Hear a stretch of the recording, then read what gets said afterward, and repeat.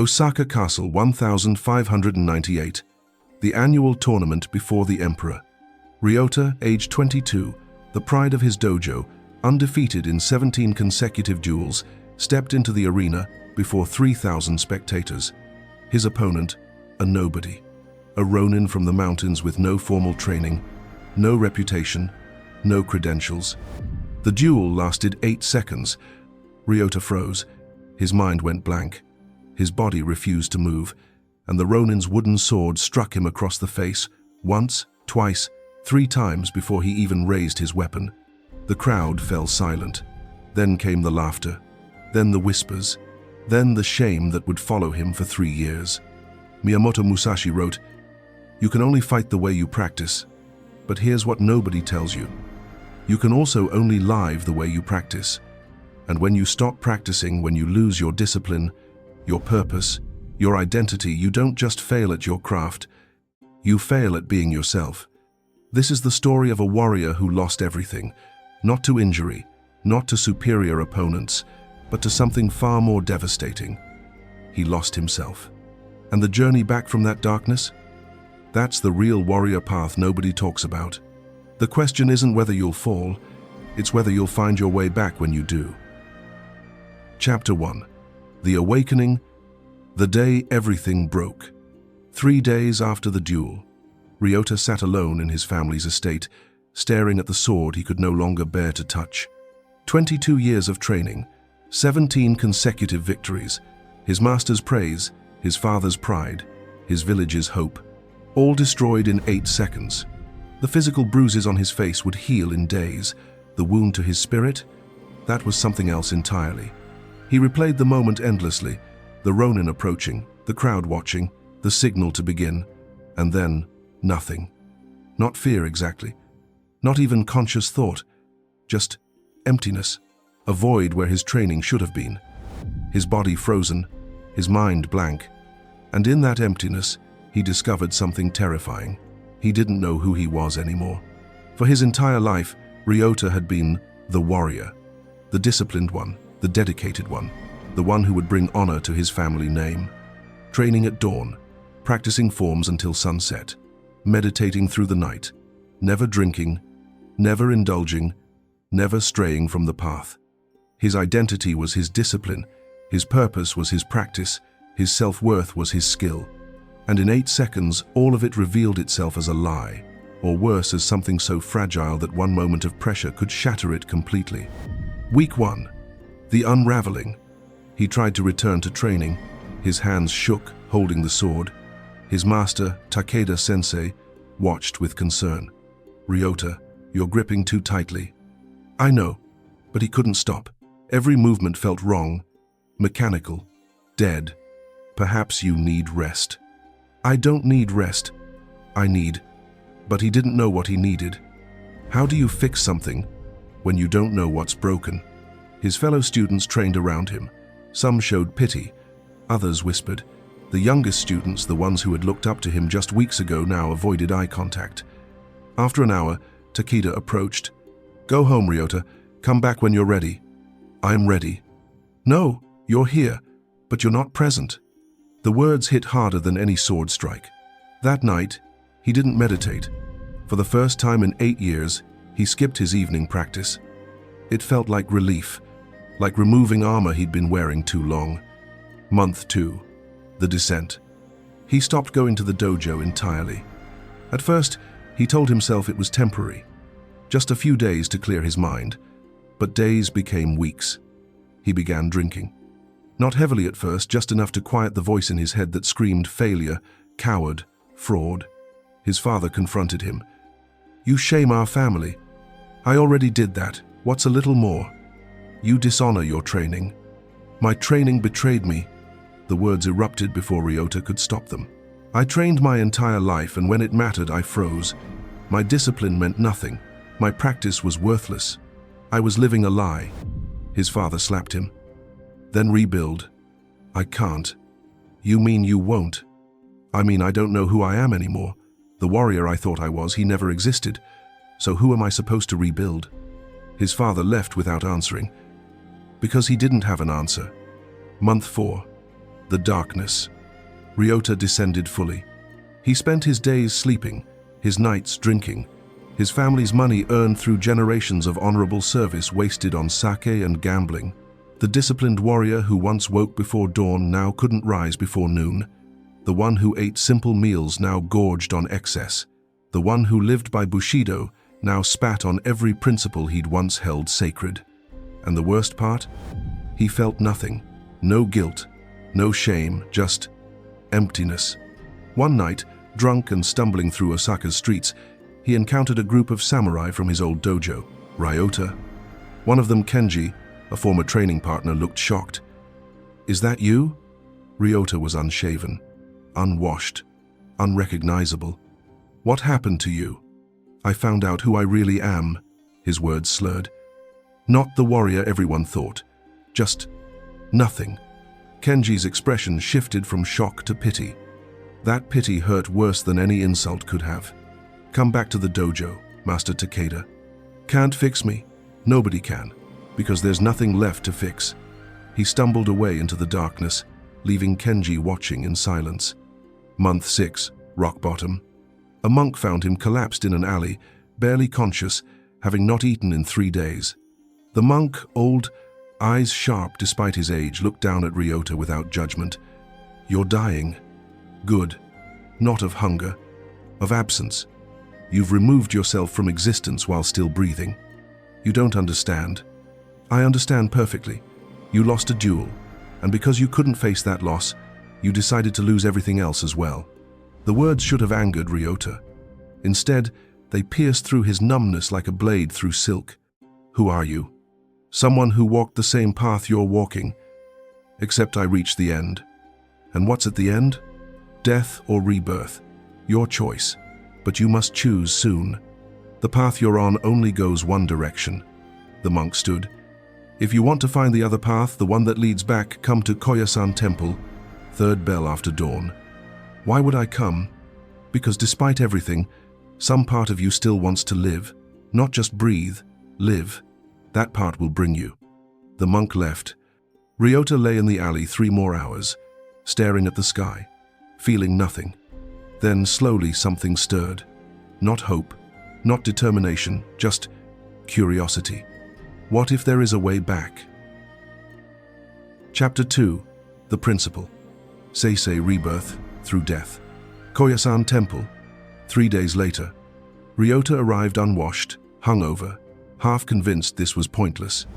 The monk who introduced himself simply as Bodhidharma gestured to a mat. "Sit." For an hour, they sat in silence. Ryota's mind screamed. His body itched. Every moment felt unbearable.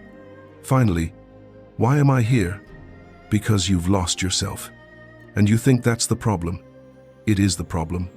"No," Bodhidharma's voice was firm. "The problem is you think there was ever a self to lose." Ryota didn't understand.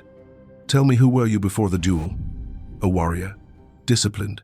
Skilled. Honorable." "And those things, were they you? Or were they what you did?" "What's the difference?" "Everything."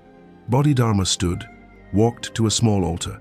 "This is the principle of Saisei, rebirth. But to be reborn, you must first truly die." "I've been dying for 6 months." "No. You've been clinging to the corpse of who you used to be. That's not death. That's refusal to accept death." He lit incense.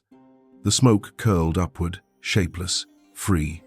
"The warrior you thought you were the one built on 17 victories, on your family's expectations, on others' respect. That warrior never really existed. He was a construct. An identity built on external things. Then what am I supposed to be? Nothing. Everything. You don't need to be anything. You need to do." "I don't understand." "You can only fight the way you practice," Musashi said this. "But do you know what it really means?" Ryota shook his head. "It means identity doesn't exist in some fixed state. It exists in action. You are not a warrior who sometimes trains. You are your training. You are your practice. Every moment. Every choice." "But I already tried that, and it failed." "No. You built an identity on outcomes, on winning, on others' opinions. on maintaining an image. That's not practice, that's performance. And performance crumbles under pressure. Bodhidharma's voice took on a quality that made Ryota feel he was speaking beyond just this moment. Throughout history, warriors have faced this truth: that the self you think you are is illusion. That building identity on external success creates inevitable destruction. And in times you cannot imagine, others will face your same crisis. Young men who built everything on achievement, on others' approval, on maintaining an image, then lost it all in one moment of failure. At Presence and Purpose, we teach this forgotten wisdom, not how to never fail, how to rebuild after failure destroys you. Because the warrior path isn't about never losing yourself, it's about finding the way back when you do. If you recognize yourself here, if you've lost everything and don't know how to return, this teaching awaits. Not motivation to try harder, understanding of why you fell and how to rise differently. Join us on this path, because Ryota's story isn't unique, it's universal, and the way back, though lonely, is walked by all who truly seek mastery. Ryota felt something shift, not understanding yet, but recognition. So, how do I rebuild? You don't rebuild who you were, you build from nothing. True Saisei, complete rebirth. That sounds impossible. Good. Then you're beginning to understand. Tomorrow, we start. Chapter 3. The Test. Starting from 0. Day 1. Today you will practice your first sword form. I've practiced forms 10,000 times. No. Today you practice for the first time. Everything before, forget it. It's dead. You're starting as if you've never held a sword. This felt insulting, degrading, but Ryota had nothing left to lose. Bodhidharma handed him a wooden practice sword. The moment Ryota's hand wrapped around it, his hand trembled. Memories flooded back: the tournament, the freeze, the humiliation. He dropped the sword. Good, Bodhidharma said. What? You're feeling, that's progress. For 6 months you felt nothing. Now you feel fear. That's better than emptiness. I can't do this. Correct. The old Ryota can't. He's dead. But the Ryota being born right now, he has no past failures. He hasn't frozen in combat. He hasn't been humiliated. He's picking up a sword for the first time. That's not true. Make it true. That's what practice is. Not maintaining who you were, becoming who you choose to be in each moment. Ryota picked up the sword again, hand still trembling. First form, overhead strike, but not from memory, from presence. Feel the weight, feel your breath. Move when movement comes naturally. Ryota raised the sword. His muscle memory tried to activate the perfect form he'd practiced thousands of times. Stop, you're performing, trying to do it right. There is no right, there's only now. Move. This was harder than any training Ryota had ever done. Every impulse screamed to execute the perfect form, but Bodhidharma kept stopping him. Again, but this time, no thought, just breath and movement. 50 repetitions, each one worse than the last by technical standards, each one more present. By the end, Ryota was exhausted, not physically, mentally, emotionally. How was that? Terrible. My form was awful. My technique was alive. For the first time in years, you weren't performing. You were present. That's the foundation. Everything else builds from there. Week 2. The resistance. Every day, the same practice. Basic forms. No advancement. No progression. Just presence. Ryota's ego screamed, I'm better than this. I don't need beginner's practice. That voice, Bodhidharma observed, is the old identity trying to resurrect itself. Let it scream. Don't listen. Don't argue. Just return to breath. Return to movement. The old patterns fought hard. Pride, shame, comparison to who he used to be. But slowly, through sheer repetition, something else emerged. Not the disciplined warrior performing perfectly, just Ryota, present, imperfect, real. Week 4. The shift. During morning practice, something changed. Ryota raised the sword, and for the first time since the tournament, felt no tremor, no fear, no performance anxiety, just movement. His form wasn't perfect, but it was his, authentic, present. Bodhidharma noticed, said nothing, simply nodded. That evening, "You're ready for the next stage." What's the next stage? Learning who you actually are, not who you were, not who you want to be, who you are when you're not trying to be anything. Chapter 4. Warrior Psychology. The Science of Losing and Finding Yourself. Month 2. Understanding the Pattern. Bodhidharma gathered Ryota and several other students, all men who had similarly lost themselves. Today I explain why you fell and why you can rise. The psychology of identity collapse. Ryota built his identity on outcomes, victories, others' approval, external validation. This is what modern understanding will call conditional self-worth. When self-worth depends on conditions outside your control, victories, respect, success, you become a slave to those conditions. And when they disappear, you collapse. Musashi understood this. You can only fight the way you practice, not the way you wish, not the way you imagine, the way you actually move through life daily. Ryota practiced being the winner. He practiced maintaining an image. So when circumstances required adapting, when pressure revealed the gap between image and reality, he had no practice in that. He froze. The neuroscience of breakdown. Modern science will discover what warriors always knew. Your brain creates neural pathways based on repeated actions. Every thought, every behavior, every response practiced enough times becomes automatic. Ryota practiced 17 victories, so his brain wired for winning. When losing occurred, his brain had no pathways for that experience. System crashed, identity shattered. But here's what else they'll discover. Neuroplasticity. Your brain can rewire, always, at any age, through any trauma. The Ryota who existed before the tournament, those neural pathways are weakening daily through disuse. The new Ryota forming through present practice, new pathways strengthened daily. You're not rebuilding the old self. Physically impossible. You're building entirely new patterns. That's Saisei, biological rebirth. The Stoic understanding. The ancient Stoics philosophers from Rome taught similar truth. Marcus Aurelius wrote, "You have power over your mind, not outside events." Ryota gave his power to outside events. One duel's outcome determined his entire identity. That's not strength, that's slavery to circumstance. True warrior power comes from one thing, what you practice daily when nobody's watching.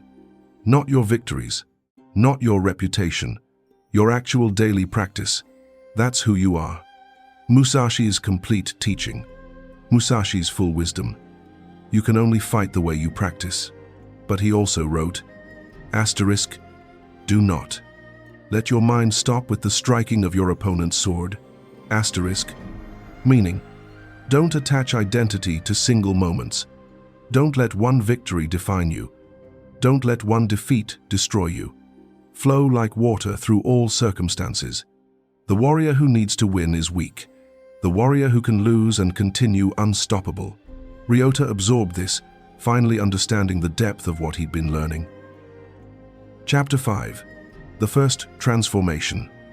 The Duel He Couldn't Lose. Month 4.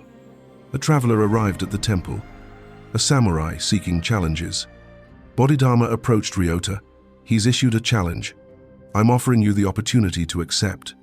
Every fiber of Ryota's being screamed no. Memories of the tournament flooded back. I can't. Correct. The old Ryota can't. But the Ryota who has practiced presence for 4 months, what does he choose? I'm not ready. Ready for what? To win? To impress? To prove something? Those are old patterns. I'm asking, are you present enough to step into the arena and simply be there? Outcome, irrelevant.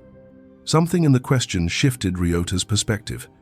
Not, can I win? But, can I be present, regardless of outcome? I'll do it. The duel. The temple courtyard. 20 monks watching. The challenger, a skilled ronin. Older, experienced. Ryota stepped forward, bowed, drew his sword, and waited. The Ronin attacked fast, aggressive, testing. Old Ryota would have frozen, or rushed to prove himself. New Ryota simply responded, not from memory, not from fear, from presence. The duel lasted 3 minutes, no decisive victor. Both landed strikes, both showed skill. When they separated, breathing hard, Ryota realized something profound. He'd been present the entire time. He hadn't frozen, hadn't performed, just been. Win or lose became irrelevant. The victory was being fully there. The Ronin bowed deeply. You're the most present opponent I've faced. Higher praise than any victory. Bodhidharma approached after. How do you feel? I don't know. Not proud. Not ashamed. Just here. Good, that's mastery. Not achieving something, being something. Now you're ready for the deeper work. But one moment of presence wasn't mastery. What came next would test whether Ryota had truly transformed or if he'd simply found another identity to perform. Chapter 6. Deep Training Arc. The Long Road Back. Month 6. The Daily Practice. Bodhidharma introduced advanced training. Not in technique, in presence. The morning ritual. 4 a.m. Wake without negotiation. 4:15 a.m. Zazen meditation 90 minutes. 6 a.m. Sword forms 2 hours. 8 a.m. Temple duties, cleaning, cooking. 12 p.m. Study, philosophy, strategy. 2 p.m. Physical conditioning. 4 p.m. Free practice. 6 p.m. Evening meditation. 8 p.m. Reflection, sleep. Every day. No exceptions. No negotiations. No motivation required, only commitment. This is how you rebuild identity, Bodhidharma taught. Not through dramatic change, through consistent, present action. The shadow work. But discipline alone wasn't enough. You must face what you're hiding from, Bodhidharma said during evening teaching. I'm not hiding. You're hiding from shame, from the tournament. You've trained presence, but you haven't faced the wound that caused your collapse. He made Ryota describe the tournament in detail. Every moment, every sensation, every emotion. At first, Ryota resisted. Then the words came, halting, painful, real. The freeze, the laughter, the disgrace, the shatter of his identity. Tears came, not of weakness, of release. Good, the wound isn't weakness. The refusal to acknowledge it creates weakness. Now it's out. Now it can heal. The meditation insight. During deep meditation, month 8, Ryota experienced something profound. His mind quieted completely. In that silence, awareness arose. This journey, this path from lost to rebuilding, warriors across all time walk this. The descent into darkness, the struggle back to light. The discovery that the self you lost was never real to begin with. At presence and purpose, we honor this truth. That losing yourself isn't the end. It's the beginning of finding who you actually are beneath the performance. This teaching continues for those who've fallen, who've failed, who've lost everything and don't know how to rebuild. Not with motivation, with method. Daily practice. Present. Action. If you're in that darkness now, if you've lost yourself and can't find the way back, join us. Every week, the practices that rebuilt Ryota rebuild anyone willing to commit. Because the way back exists, but only for those who stop trying to return to who they were, and instead build from presence who they are now. The thought passed, but its truth remained embedded. Year 2. The identity that can't break. By year 2, Ryota's transformation was complete, but different than expected. He wasn't the warrior he was before the tournament. He was more real, less polished, more present, less perfect. His technique improved, but that wasn't the point. His presence deepened. That was everything. Other students watched his practice, no longer impressed by perfection, but by authenticity. How did you do it? One asked. How did you come back? I didn't come back. That person is dead. I built forward. Chapter 7. The Final Confrontation. Facing the Past. Year 3. Return to Osaka. Bodhidharma announced, "You're ready." For what? To face what you fled. The tournament, the arena, the moment that broke you. Fear rose immediately. "I don't need to." Yes, you do. Not to prove anything. To complete the circle, to face the place of your death and show yourself you've been reborn. Reluctantly, Ryota agreed. They traveled to Osaka, the castle where the annual tournament was held. Same arena, same crowd, 3 years later. But this time, Ryota wasn't competing, just watching, observing. Then a voice from the crowd. "Ryota, is that you?" His former master, Takeda-sensei. The recognition was complex. Shock, concern, curiosity. "Master," Ryota bowed. "You disappeared," we thought. "Many things. I lost myself. Spent 3 years finding a way back." "And did you?" "I found a way forward, not back." Takeda studied him. "You're different." "I'm present. I wasn't before."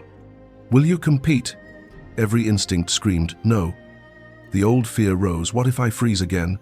What if I humiliate myself? But then, outcome is irrelevant. Presence is everything. Yes. The final duel, Ryota's opponent. Ironically, the same Ronin who had defeated him 3 years ago. The crowd murmured, "The rematch." They bowed, drew swords, began, and Ryota was there, completely, not performing, not proving, just present. The Ronin attacked, Ryota flowed. No freeze, no fear, just response. The duel was beautiful, not because of technical perfection, because of complete presence from both fighters. When they finished, mutual respect, no clear victor, the crowd erupted. But Ryota barely heard them, because the victory wasn't the duel. It was being fully present in the moment that once destroyed him. Afterward, the Ronin approached. 3 years ago you froze. Today, you flowed. What changed? I stopped being the warrior who never loses and became the warrior who shows up. Win or lose, I'm here. That's mastery. Final reveal the warrior truth. You can only fight the way you practice. Present day. Ryota, now 28, sat with Bodhidharma on the temple steps. I understand now what Musashi meant. Tell me, you can only fight the way you practice doesn't mean perfect your technique. It means how you live is how you perform under pressure. For 3 years I practiced being the perfect warrior. So when perfection was required and I couldn't deliver, I shattered. Then I practiced presence. Daily, imperfectly, authentically. So when pressure came again, I had practice being present under pressure. No freeze, just flow. Exactly. Your daily practice is your identity, not your achievements, not your reputation. What you actually do, moment to moment, alone, when nobody's watching. The deepest truth. Most warriors fear losing a duel, Bodhidharma continued. But the real loss is losing yourself, and that doesn't happen in dramatic moments. It happens in small choices daily. When you skip practice, when you perform instead of being present, when you attach your worth to outcomes, each small choice weakens the foundation. Then pressure comes a duel, a crisis, a moment of truth, and the weak foundation collapses. The way back isn't dramatic either. It's small, consistent, present actions. Daily, weekly, monthly, building new foundation from nothing. You lost yourself, Ryota, but that loss became your greatest teacher, because now you know, identity built on achievement is fragile. Identity built on daily practice is unbreakable. The samurai lesson. Teaching the lost. 6 months later, a young samurai hero, age 20, arrived at the temple, defeated, disgraced, lost. Ryota recognized him immediately. Saw himself 3 years ago. Can you help me? Hero's voice was desperate. I can teach you what I learned, but you must do the work. I'll do anything. Good, because the path back requires everything. Ryota led him to the practice grounds. Today, your first lesson, you can only fight the way you practice. Musashi said this. Do you understand it? I think so. No, you don't. Not yet, but you will, because I'll teach you what my teacher taught me, that this wisdom isn't about sword fighting, it's about life itself. Everything you do daily, every choice, every action, every moment, that's your practice. And when pressure comes, you'll respond exactly how you've practiced. So if you practice being present, you'll be present under pressure. If you practice performing, you'll shatter when the performance fails. He handed Hiro a practice sword.